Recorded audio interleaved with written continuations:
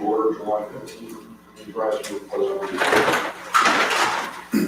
Allegiance to the flag of the United States of America, to the republic for which it stands, one nation, under God, indivisible, with liberty and justice for all.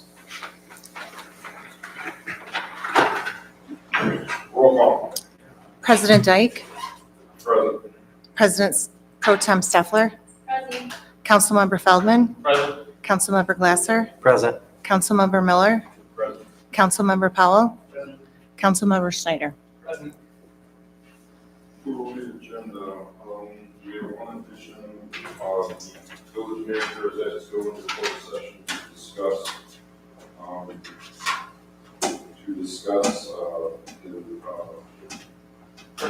personal contract issues. Can somebody during the meeting look up the motion that we need for that? Closed session. Yeah. Are there any other additions, deletions to the agenda that's proposed? If not, I have no communications. We'll move on to consent agenda. Regular meeting minutes, July 1st, 2025.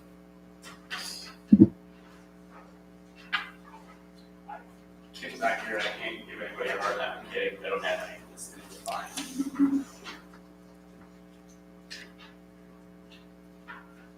General fund. Major street fund. Local street fund. Parks and recreation fund. Capital project facility fund. Sewer fund. Water fund. Utility fund. Payroll branch report. Other activity report.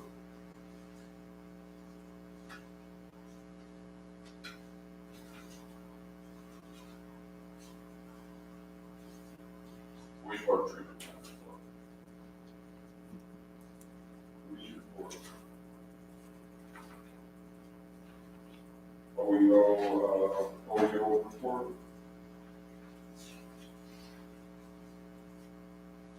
Election Code Authority report. Financial report. Clerk Treasurer report. There are no comments or questions, I'll mention a motion to approve the consent agenda. So moved. Support. Is that one repeat? Thank you. Motion by Councilmember Feldman, supported by Councilmember Schneider to approve the consent agenda as proposed. All those in favor say aye. Aye. All those opposed, same sign. We get a motion passes unanimously. Next on our regular agenda is public comments. Do we have any public comment tonight for anything on our regular agenda?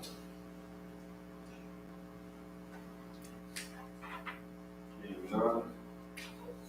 Regular agenda item number 1, liability insurance. Manager.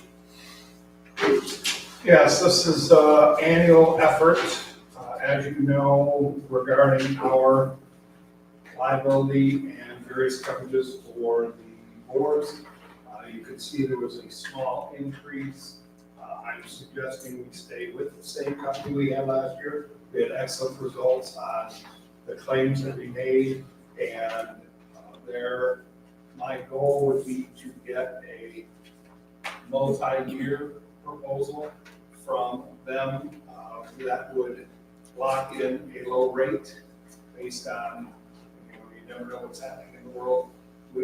They will, as of next year, after having 2 years of experience with us, if things go well this year, they will propose a multi-year rate next year. But at this point, as you can see, the policy went up less than 2%, and I'm recommending we stay with the same company we're with.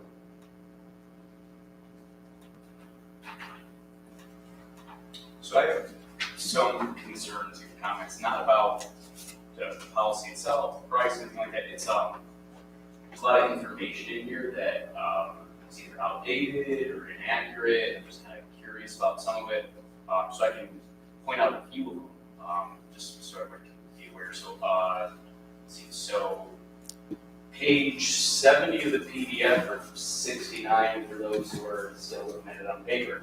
It goes over the public officials bonds.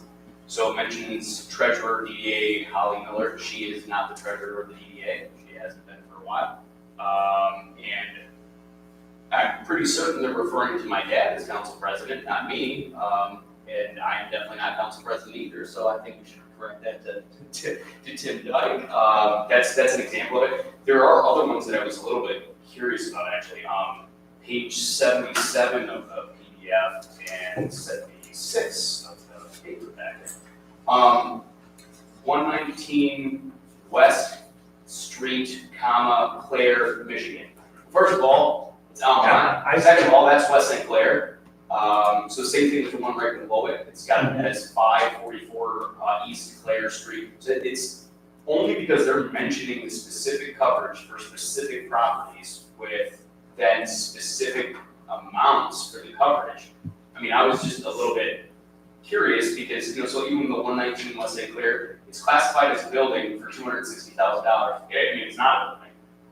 That's not what's there. Isn't that that's a lift station thing? Yes.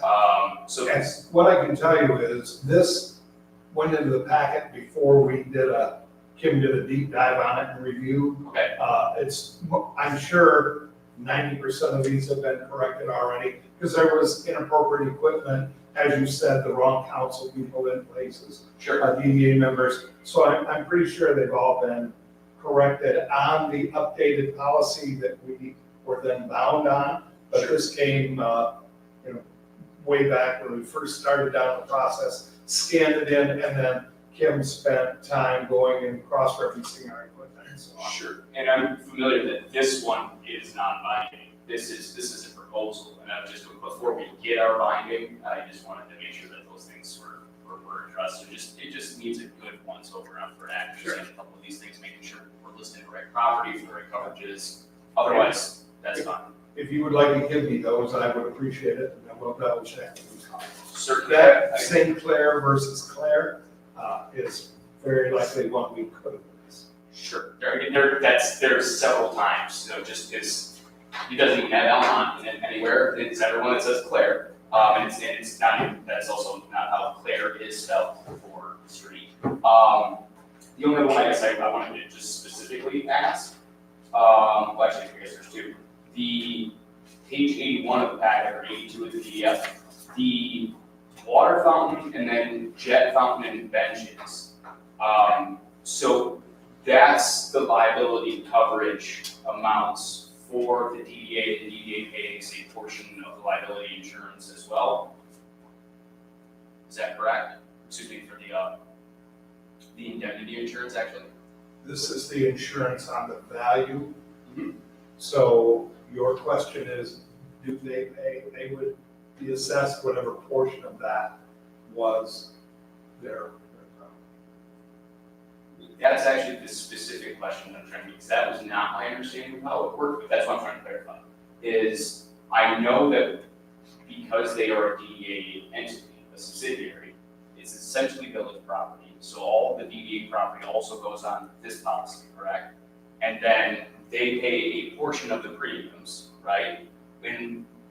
So I don't know that it's allocated like that. I'm not sure if they understand that either. I think we need to have better understanding of that, and so do they. Because I know there was some discussion about whether or not they wanted to make a claim recently, and the amount that claim was gonna cost, and then we raise premiums, and they're thinking about the amount that we pay, but the amount that you do. I don't know that they have an understanding of how much of this portion of this policy is also attributed to what is essentially their property. So I just wanted to clarify that they pay a percentage of the premiums, but I'm just gonna clarify, you think that the percentage of the premiums that they pay is attributable to the amount of coverage that they receive? I'll have to verify. That's my only, It's, knowing the way Kim is very quantifiable, Right. it's likely she would add that up, do the math backwards, and then charge them a percentage. But what I will commit to is we will go back and look at it, and then we'll sit down with the executive committee and say, here's how we develop your cost, and here is your coverage. Don't ever worry about making a claim, because it should not significantly ever impact Sure, their cost unless it is a major catastrophe, and then we'll be shopping it. and I thought that the way that you just phrased it would be how it would work, but maybe Kim does have a different methodology. I just think we all need to be aware of that, so does the DDA. The only other question I have is why the limits for the cyber liability were redacted for security purposes? I didn't really understand that. Because what it does is it ends up being an imitation if it's significant enough. The insurance company suggested we do that because those who might be looking to cyber attack us will check those things to see if it's $1 million. Wow, then we can come in and ask for $900,000 and insurance will cover it. So they want it redacted in the public publication. But not any other version of insurance where the same type of thing is possible, it's just not cyber. Right. It just doesn't make a lot of sense. I guess I get the point, just, I don't know that I agree with them, but those were my questions. As long as we address those other ones and we figure out what the methodology is for how we attribute the DDA's portion of contribution to the policy premiums, and I'm fine with it. Anybody else have a motion? Do we have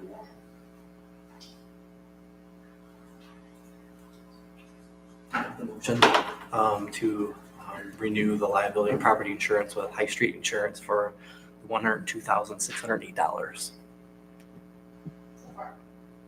Motion by Councilmember Glasser, supported by President Pro Tem Stopper, to approve the High Street Insurance policy as presented on the record. All those in favor say aye.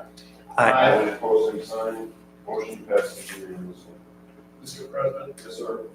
There are some other side policy additions for the public officials bonds and so on, even though they're small numbers. Can I get those approved also? That is on page 85, which brings the total up to 180,000. Do we need that as a separate motion, or do you want the But motion? it would have been fine in the original motion, but it, Wayne picked out the 102, and I thought, to be completely transparent, we should put the whole. You see what I'm talking about on page Yeah. 85? Okay. The client for 3 years installment cyber liability and public officials bonds all going on top of the 102? Yes. Okay. So we need Just to, an amended motion for the total amount. It's up to you. Yeah, I think that's appropriate. I'm good with that, yeah. Motion to Any pass. other? I gotta actually find it here. I gotta jump back down to it because. In the motion, should we also include Councilmember Schneider's proposed changes there as well? Having proposed updates to the contract. Well, I mean, mine is just fact checking, making sure there's no errors, and he said he's already done it. My other request is that they just fact check for errors, which they should be doing anyways. I just noticed a couple. And yes, I will provide those once I notice by email. I think we just agree. Yeah. I'll update the motion to renew the village liability and property insurance with High Street Insurance and Financial Services for the $108,306. Amended motion by Councilmember Glasser, supported by President Pro Tem Stopper, to approve the insurance policy by High Street. As stated on the record, all those in favor say aye. Aye. All those opposed, same sign. Motion passes. Resolution, or not resolution, agenda item number 2, wood chipper purchase. Yes, I told Brian not to be here tonight because he was on vacation. He said, do you want me to come in? I said, no, I'll handle it. I think I can do it.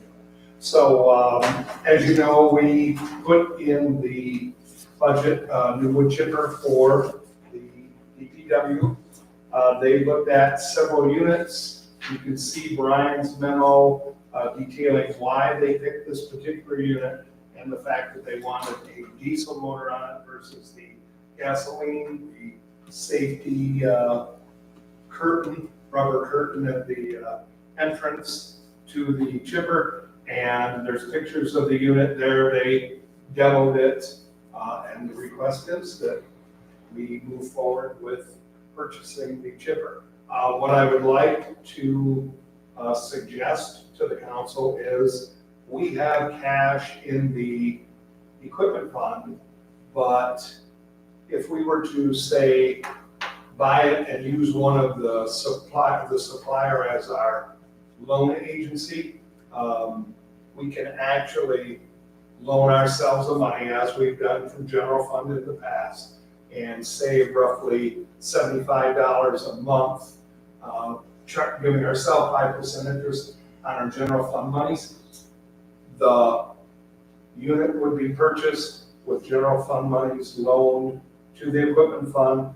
The old wood chipper will be sold, so there'll be even more revenue into the equipment fund. But we can make a decision down the road if we want to pay off that debt to general fund, or if we just want to, continue to let it go out and Pay interest. pay interest. It's about $95 a month if we loan ourselves. So that would be my recommendation, is that we approve purchase of the unit they're looking for, with the general fund loaning the equipment fund the money to purchase at the 5% interest rate. Just for historical purposes, when we purchased the current wood chipper, the previous wood chipper had no safety light on it at all. When they proposed purchasing them, they wanted one that was $30,000 cheaper to save money. The council debated and bought the more expensive one because it had more safety features on it. So I'm glad that they looked at the safety end of it. Does anybody on council have any questions in regards to the wood chipper? I assume Brian obtained all these, and I had one specific question. I'm not sure if we're going to be able to answer it, Dale. This may not be an issue. I just don't know if anybody has checked with Mobar. The quote date is May 28th of 2025. It says right in here that the quote is only good for 30 days. So we're obviously way past that. Do we know if they're still going to honor this price? According to Brian, he checked, they will. My question is when did you check? How recently? I think it was just before the end of the month. Okay. June. I think he covered himself with the lead time there. That's. I was wondering how they were referring to that with lead time, because obviously it says 30 days from quote date. We're way past that, but look, if they're willing to honor it, I'm not going to double guess that. I just want to make sure that it is still going to be that price, since they said it was only out at that time frame. You guys felt comfortable with replacement or service parts for that Deuce engine? With this particular unit, yes, and again, the guys like to have diesel-based products, so they really looked at it aggressively, because everybody originally was coming out with gas, and they wanted to know if it could be, in fact, subsidized in, and it could, and they had one, that's why the one they brought, and demo was actually, Yeah, see, the Vermeer has the same.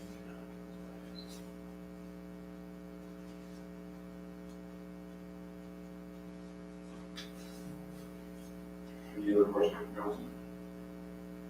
Yeah, so,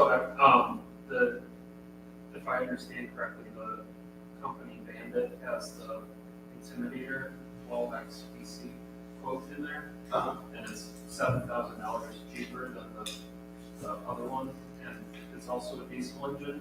Does it not include the safety shields, or what? I'm not sure why Brian would have recommended the Bandit, or the Mobart over that. Let's see.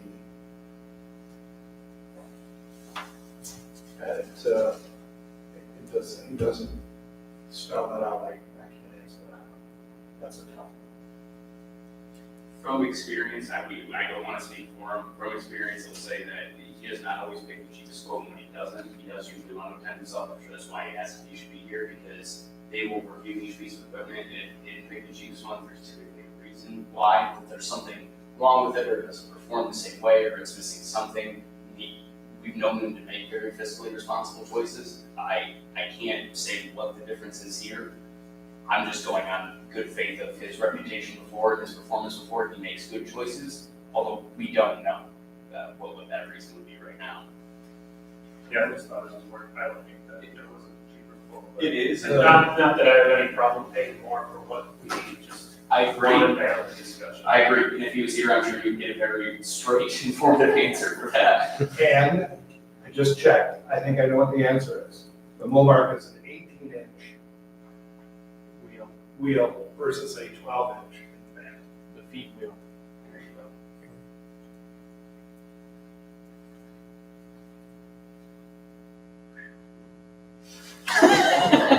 Anything else on top of that question? In terms of the financing, is there any type of special information you need to include in the motion? Or is that something administration is going to work out? I think in the past, we've said that in the motion with the general fund loaning to equipment fund at 5% interest. Which is more than the general fund is getting at the moment for interest. Any more questions from council? Over to the motion. I will make the motion that we approve the purchase of the Mobar DVR wood chipper with the funds from the general fund, loan to the equipment fund, for the equipment fund to pay back the general fund with 5% interest in the amount of $49,365.55. Support. Motion by Councilmember Sanders, support by Councilmember Feldman to approve the purchase of the Momark BDR, which is stated on the record. All those in favor say aye. Aye. All those opposed, same sign. Motion passes. Agenda item number 3, resolution adopting the schedule. Yes, this is an annual item that we do at the village level or at all municipal levels. It should be done to adopt our fee schedule annually. You'll see there are some additional items on the fee schedule, but in particular, the number 1 and 2 are the water and sewer rate increases based on previous council resolutions. I would like to ask that we remove the admin fee item from this fee schedule. It needs some additional research to develop the background on the percentage that we're going to charge. So if we could adopt the fee schedule minus the admin fee item, I would appreciate it. Questions or comments from council? I have a few just, what is that, questions. And I feel like I either did know before, or maybe I thought I knew they didn't. On page 103, I guess it's 104 of the PDF, 103, bottom 2, water cost recovery. In what circumstances are we doing water cost recovery? What's that for? That I cannot answer. Okay. The water cost recovery, I know that we have in the past attempted to bill insurance when there is an excessive use and it's trackable, the line that we use. It is something that I'm familiar with being paid by insurance companies. That might be the effort that's being referred to here, so we actually have it in our fee schedule, but Is that when we charge for use of water for private companies that come in? yeah, somebody that, well, we specifically put into place is it a by the gallon amount? Per thousand. Yeah. Per thousand, yeah, so that, just this last few months we had when the cable provider was in town doing borings all over town. They were buying water from us by the 1,000 gallon to put in their boring machine. They were filling it up at DPW, it was metered. The building that's being built out on the industrial drive, they have a meter on for mixing cement, watering down the sand, et cetera. They're being metered by the 1,000 gallon. And so that is what that cost recovery for the water. Okay, the first one makes a lot of sense, and I appreciate that. The second one, though, is where I'm starting to go, wait a minute, maybe I don't understand, because you said the second one, they're metered, right? So wouldn't they pay whatever their metered rate is at a different point of the fee schedule, or? Well, no, because when you meter it, today they use 300 gallons, they're getting charged 1,000. Tomorrow, if they use 1,500 gallons, they're getting charged 2,000. It's different. The meter rate just tracks so we can get fairly accurate on the amount used from time to time. Okay. The long-term meter, say out at the construction site, we don't read it every day. Right. But we will read it monthly and then we will round to the 1,000. Okay, that makes sense. So what's the next one? The fire department water usage fee. Under what circumstances does the fire department pay for water to the village of Belleville? Well, I can't answer that one for you. I know that, I just can't answer it. At one point this year, there was discussion about the fire department, not between me and the fire department, but between the school and the fire department, filling up a dump tank. And they would transfer the water and get charged for it. We ended up doing it ourselves because we didn't want to go down that path. So if you want to approve this fee schedule and leave that item off for future amendment, I don't know the details of that. I'm not suggesting that, I'm just curious. It's on our last four too. Okay. It's not a new line item. So it's just, I didn't understand the circumstances and how it's used. So you want me to tell you what 4 managers ago? No, I'm saying I only looked at the last four, it could be more than the last four, I do not understand what that line item represents in a real hypothetical use case of how that works. And if you followed it, it would go all the way back to when the fire hall was in town. I don't think so. No. I don't think so. I think it's probably within the last 10 or 15 years, because for example, the one right underneath it is within the last 10 years. And I just, I don't remember, I don't have any idea what that is. right, there's very minimal circumstances where we have discussed recouping any water costs from the fire department under any circumstance. And I'm not saying it doesn't exist. Is it an insurance situation or something? I just want to have some sort of idea of why it's on our fee schedule and how we would never use it. So that was just a general curiosity. I'm not saying it shouldn't be there. I'm sure there is a justification. I just don't know what that exactly is at this moment.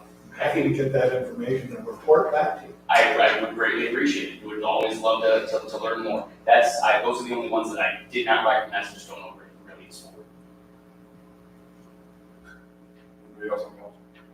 I did have a question about the administrative fee, what that was, but it sounds like there may be more information for them. Yeah, so basically what we've been doing for a while since I started working here is it's things that we do for other people cost the village money. A perfect example of which is we did a bunch of work for Lakecon. They had drilled through a residential sewer line. We uncovered it.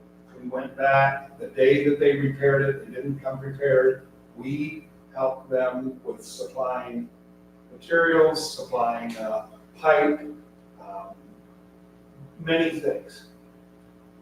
When we accumulated the bill at the end, I charged them a 20% administration fee for my time to reach out to them when it first happened.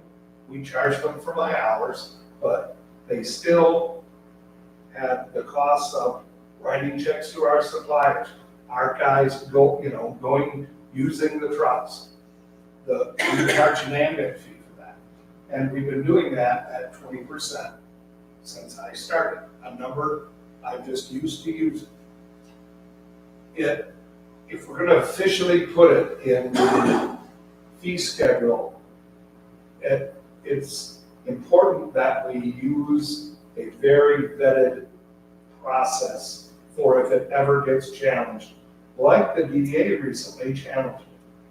So, in the DDA's case, they were being charged 20% admin fee on the police service contract. Now, they're paying for the officers and their time and the equipment, but the 20% admin fee would have been for the time that Pam had to prep the bill and write the check and, write the invoice, provide it. So to continue doing that, I would like to have more detail. I think you guys, before you put it on the fee schedule, will want a vetted process to know that if we ended up going to court over it or something, we would not be held up to a Bolt versus the city of Lansing judgment where we're overtaxing people for something that isn't appropriate. So it's just like, we charge X for making a copy for somebody.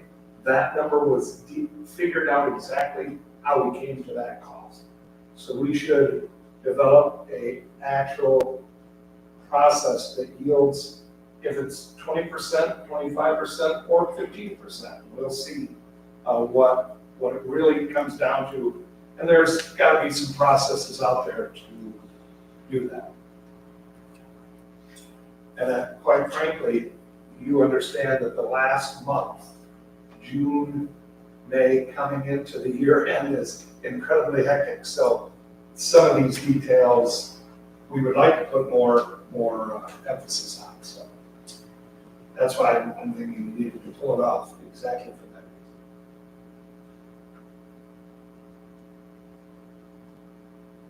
Thanks for the clarification. Anybody else on that? The motion. I'll make the motion that we adopt resolution 25-07-01, adopting an official fee schedule minus the line item for the 20% administrative fee. Support. Motion by Councilmember Schneider, supported by Councilmember Blosser to adopt resolution 25-07-01 to adopt the updated fee schedule as stated in the marker. Roll call. Stoffler? Aye. Feldman? Aye. Glasser? Aye. Miller? Aye. Powell? Aye. Schneider? Aye. Dyke? Aye. Motion passes unanimously. That concludes tonight's regular agenda. Now it is time on our agenda for public comment for anything and not on the regular agenda. Do we have any public comment?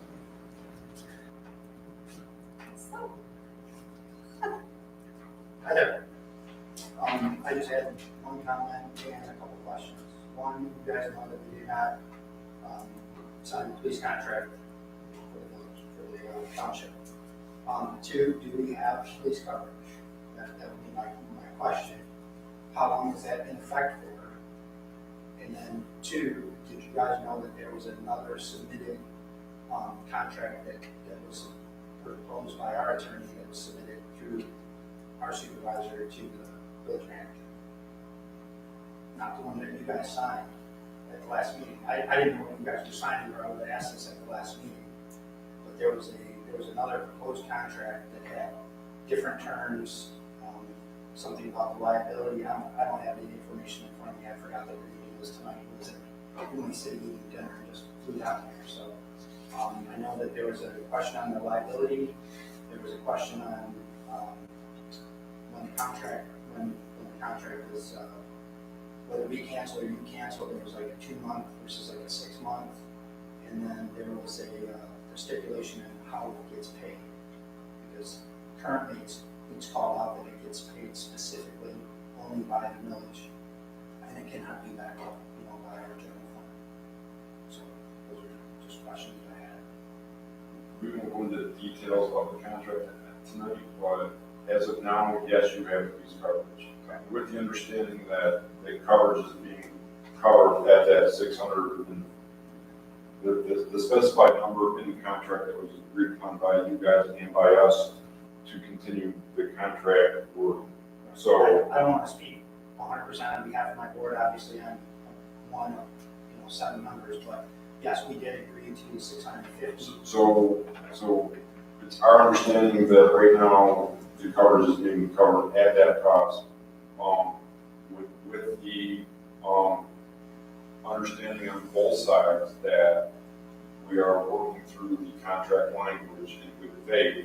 Once the contract's signed, then everything will become official, but you guys are not getting free coverage right now. That wasn't more clear. I just want to be clear for the residents, and all of that. Yep. And then, The only reason we would stop coverage is if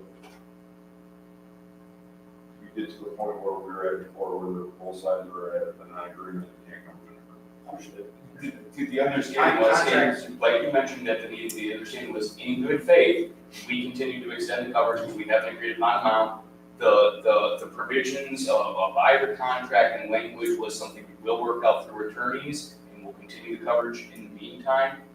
We're not that far off, this is something that's simple between attorneys to resolve. I've heard the comments and the questions, this is something that is not very difficult to resolve, in my opinion, that we can figure that out and still continue the coverage in the meantime. I want to be crystal clear to our residents that, that we're not at risk. You're not, you have continued to maintain coverage, no coverage has changed. Has there been any coverage changes whatsoever? Not, no shift change coverages, no changes whatsoever. You reached an amount, which was the most contentious thing. I've heard the concerns. These are, if we can have a discussion about those, and more importantly, that the two attorneys do, this is easily resolvable, coverage will be maintained. Sorry that part wasn't more clear, we obviously need better communication between these two boards. Because there's a lot of gaps in knowledge, and then we fill that in with our best guesses, and those best guesses lately have been pretty negative on both sides, I think, so. I just wanted to clarify, like I said, I would have asked last month, trying to honor the agenda and not ask up ahead of the vote, but. I appreciate it, I don't wanna, just the only thing I wanna say is, that's one thing that we do differently here at the village is we don't typically engage back and forth during public comment time. You have such valid questions that I don't feel like it's appropriate to just ignore them. But I feel like we're kind of breaking precedent here when we do that because we're supposed to just let you have your time. Yeah, we shouldn't break precedent, but because of the seriousness of the issue and to put the public at ease. I agree. Where we're at. And correct me if I'm wrong, this board would have to take a full vote to rescind coverage at this point. Well, and I only ask because typically the contract expired on June 30th, right? And there was. Well, we understood it was a deadline.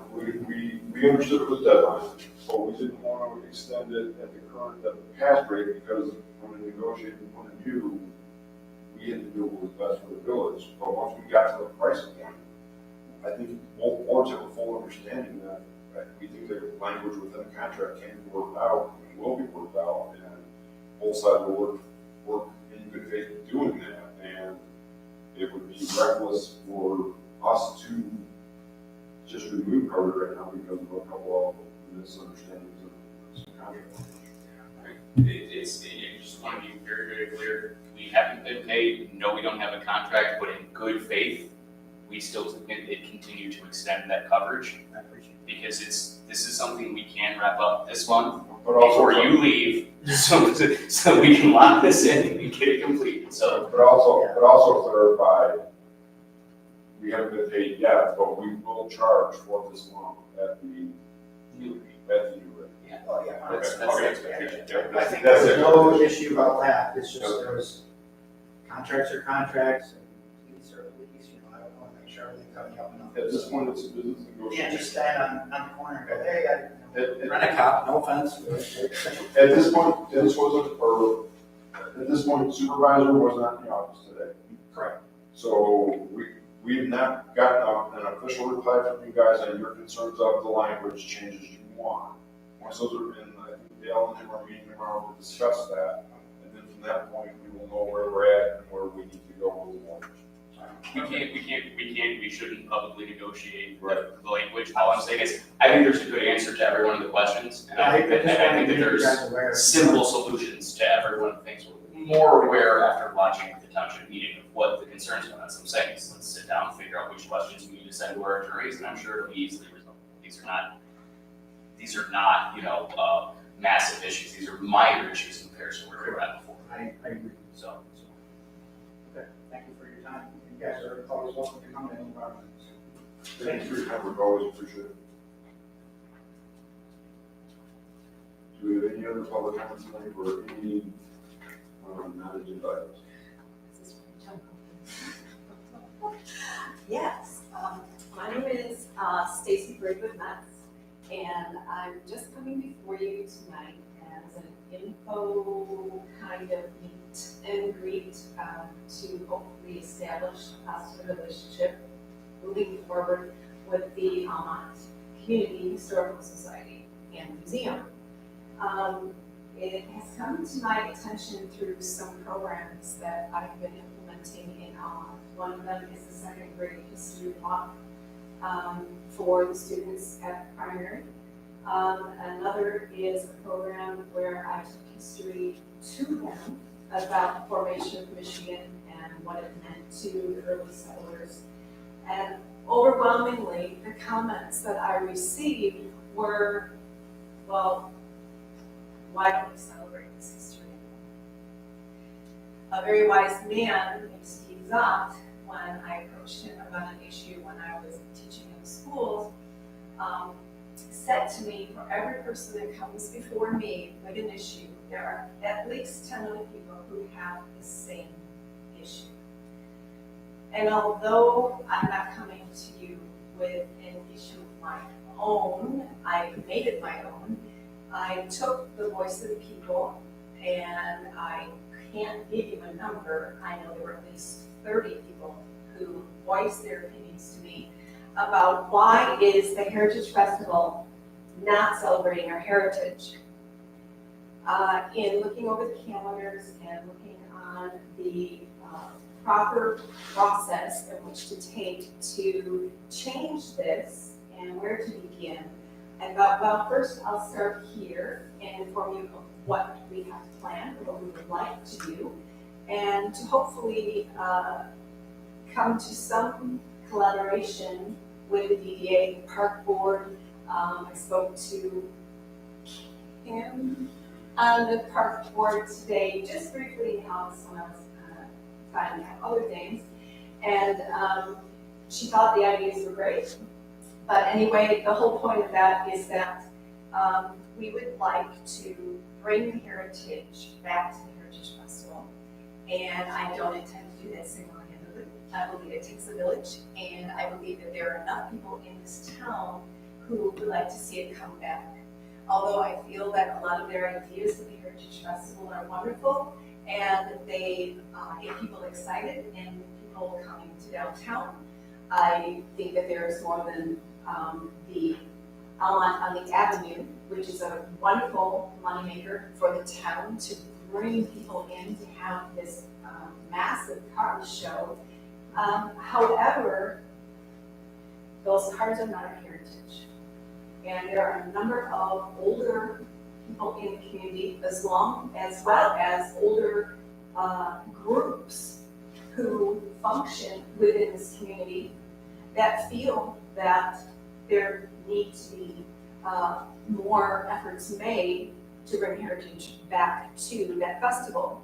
So what I'm proposing is a collaboration among our groups to do something about that. And I would be more than happy to be to inform you what the Historical Society would like to do. Again, I'm very new to this public forum in this way, so you are much more intimidating to me than a room full of second graders. So, on behalf of the Historical Society, which I have just joined, my family has been part of this community since 1842. However, being new to the Historical Society and now coming face to face with the voice of the people, I'm proposing that we do some things. I have a few things I want to take. I believe it's to the DDA to start this year, but being late to the game, when I organize a function, I'm usually a year and a half out. And so I'm looking at next year. We have a lot of wonderful ideas lined up, but I guess as much as inform you what we would like to do, what I would like to do, to follow the voice of the people and to support them, is to have guidance on what I should do next. I think your first step, the DDA owns the Heritage Trust. It's not in our authority whatsoever or at all. It's not in our authority whatsoever, so your first step would be contacting the DDA and getting involved with them. Just to let you know, planning has been a year and a half out. They've been planning since February or March for the festival that's going on, that happens in the fall. Well, actually, longer than that. That's just when we start holding public meetings on it. Right, so Sure. there are public meetings you can attend to talk about your ideas. Okay. You could contact Angela, directly, our DDA director. Would you recommend going to her beforehand or also going to the public forum part of their meeting? I think it's on the 23rd. Well, you probably want to talk to her. Prior first. contact. Sure. Okay, And putting the ideas this year, I don't know how far along the planning is, or where that's at that point. I'm not saying they can't, I'm on the DDA, but I'm not gonna speak for them. Sure. But your first two steps would be contacting Angela Edwards, okay, DDA director, and then follow up by attending her, Prior to the regularly scheduled meeting, they have a Heritage Festival planning meeting. yes, at 6. Which is the one that you want to attend, not the DDA meeting itself. You can, of course, stick around for that, make comments to the entire DDA board, but it is the Heritage Festival planning meeting that is the specific forum for exactly what you're seeking. That's exactly where you present those types of ideas, requests, see how they can work it out, because otherwise, what you're suggesting would just be another public comment at their DDA board meeting, because you obviously wouldn't be on their agenda for No, it. I think that needs to be on the agenda. Well, I do agree with that, but Should I I certainly. ask her if it is something that is reputable to be a part of that agenda, because I think it needs to be both. You have a right to request to be on any public meeting's agenda. What I'm saying is in order to make it efficient, so you go somewhere, Okay, attend the meeting beforehand, that's where you do get to have back and forth with the actual board members that are participating in planning it. okay, And that would make your agenda item a lot more useful and effective. That meeting is next Wednesday. the next 23rd. Wednesday, that's 23rd. On the 23rd, like it's way out there. It's not. Okay, so the 23rd, well, I thank you for your time and for listening, and hopefully, this can be, something that I think as a town, it will be embraced, and I think it's something that's definitely needed, so I appreciate you listening, and hopefully this is the beginning of, a great collaboration among the leadership and the people. And thank you for taking on this work. We appreciate it. Any other public comment tonight on that agenda items? That concludes our regular agenda before we go into, closed session to begin your council comment. Yes, just a few things to touch base on. I do have an appointment set up tomorrow morning with the township supervisor to discuss the issues related to the contract for police services. So I should be able to get that list together, provide some background so that the information is in their hands on why certain things are in the contract, and then we'll go from there, see what needs to take place. I understand there is a now tight deadline Expedited deadline. that needs to be done before the end of this. And reiterate that with the township also. They clarified it, this is just us defining, they don't want to vote on it unless they have a full board, and Mr. Dodge keeps the town we only have till the 30th before this town again, so they've indicated a willingness to, schedule a special meeting to address it, which means tight timeline. The only thing that I wanna request in addition to however this is addressed, I know that ultimately, any version of any contract, no matter what the provisions are, they're gonna end up going to the township attorney, they're gonna end up going to the village attorney. And I'm only going to request that both attorneys, whenever they make any red line or any modification to it, please provide a cover letter with your legal opinion as to why. So that way, both sides, if ours writes one, you're gonna have our attorney spelling out why, and the same on the other side. I don't want pass-through interpretation through a village manager or through the township supervisor, where you guys are doing the best you can to reiterate what a very qualified lawyer did. I just want them to put it in writing. It's not that difficult, it's not that much to ask, and it will go a long way in transparency as to why each side is making the arguments and the provisions they are. It should be custom and practice, but instead we're exchanging red lines in different contracts, and it gets lost in the weeks. And it's just, this is a much, much more efficient way to address it. Very fair suggestion. Thank you. So just touch base on a couple items. I did get a notice today from the title company that the property we are pursuing has, they are able to move towards closing. So that's two good pieces of information today on that property purchase we're looking at. So hopefully that might be able to be done by the end of this month.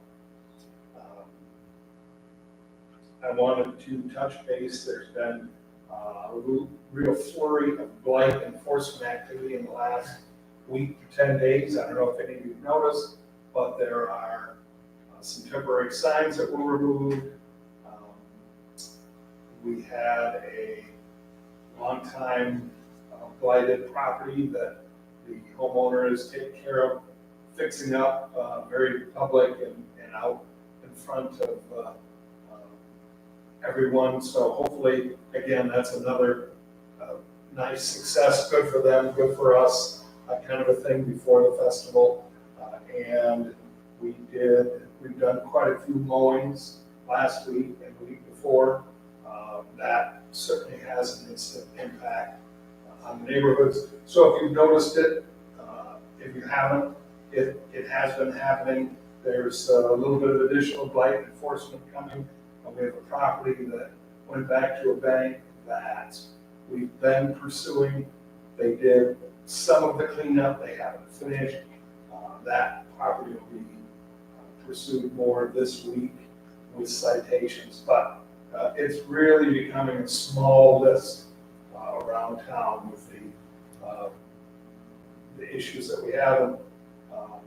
And it comes down to the fact that we get well over 80% compliance with just a request, and now we're into that, taking a big bite out of the 20% that needed to receive citations or go to court. So things are definitely moving along, and I just wanted to let you know that, and let you know that our blight enforcement officer has been busy. The flex rake, if you recall that project that we approved a while ago, it got installed last week. So now that is up and running at 100%.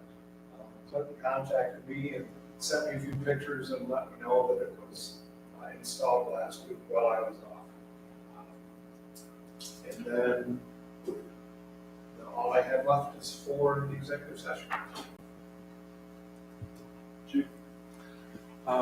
Well, I wasn't here last meeting, so I just kind of give you guys have the police report for last month. Tentatively right now, though, I just ran numbers prior to coming over. We are at 59 calls of service for the village of Almont, and also exactly 59 calls for service for the township for these last 2 weeks. The first week in the village, obviously out of 59, the major issue that we had one natural death the first week of this month, and then we had the storm, which caused multiple issues in the township. We had 2 cars out there running around addressing those, the flooding and the damage to the roadway. This past week, we've only had really major issues in the township. We've had 3 domestic violence assaults, 2 arrests, and then dealt with a suicidal subject. That's kind of where we're at, police-wise, in these last 2 weeks.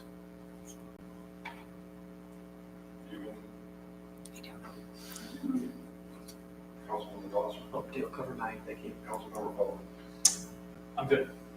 Councilmember Rich. I'm just gonna steal before somebody else does work. What's going on with our tractor? Are we having a tractor? I told you I was gonna get it before somebody else did. Are we getting a new tractor? Is it coming back before us? What's happening? DPW made a request for a tractor. Wastewater treatment plant had concerns with it as well, and we were told it was coming back before us by Brian, and he's usually a man of his word, and I haven't seen a tractor back in front of us. No, there's been no additional traction on the tractor at this point. I mean, okay. It'll be readdressed down the road. They're currently using the 42-year-old tractor to do the Which brush hogging, and they're using it to empty. So we don't have any words about it within the DPW. Yeah, they didn't speak of it finally, just put it that way. Well, and, which you guys have been made aware of in just my weekly updates, we're down 2 staff members at DPW. So they're just doing all they can to keep on top of things right now, so. Anything else? I do not, thank you, sorry. President Pro Tem Stefano. Just wanted to, let the community know that our July park board meeting was moved up to tomorrow night at 7. There is a notice posted, but it looks like it's slipping off the door there, so, just wanted to make the community aware of that. But that is, Councilmember Bowman. Also, Councilmember Bowman. Last meeting, we gave kudos to everybody except the wastewater treatment plant about this. So first I want to apologize publicly to them because they were sitting right here. And I thought DPW, because when I drove around town during the big storm, DPW was everywhere, and wastewater was in the background, behind the scenes, letting 1.2 million gallons of water flood into the overflow tank. So, just kudos to them for the work that they did during, what they do and for what they did specifically to the flood and helping, that become not a bigger disaster. So, with that said, I will ask for a motion to enter into closed session. I will make the motion that we enter into closed session in accordance with Section 8D of the Michigan Open Meetings Act, being Public Act 267 of 1976, to consider personal contract issues with manager. Motion by Councilmember Schneider, support by Councilmember Feldman to go into closed session as stated on the record. Roll call. Feldman. Aye. Glasser. Aye. Miller. Aye. Powell. Aye. Schneider. Aye. Steffler.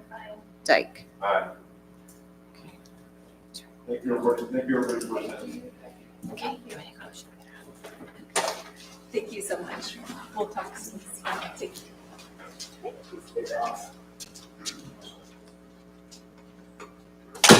Hey, Rick.